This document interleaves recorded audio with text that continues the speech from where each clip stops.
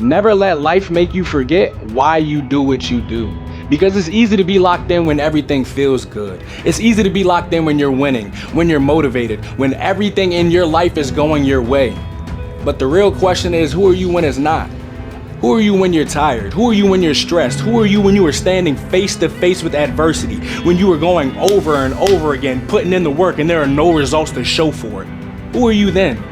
Because everybody can be great when they're standing in a place of comfort. Everybody can be great when they feel like it. But that person that you're trying to become will be built in those moments where you don't feel like it, but you show up anyway.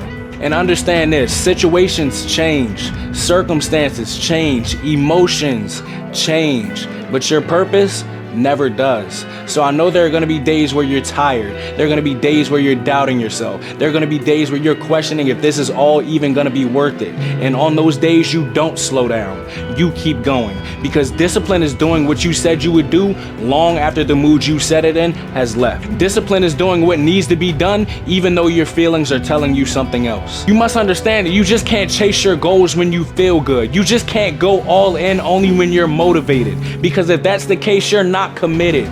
You're convenient, and convenience never built anything great, but consistency does. So when them days get tough and the work gets heavy, when you start to feel like you simply can't do it anymore, remember why you started.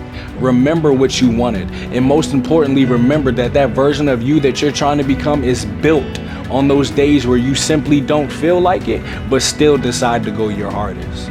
So my question to you is this: who are you when it's not easy? Good morning. Wow.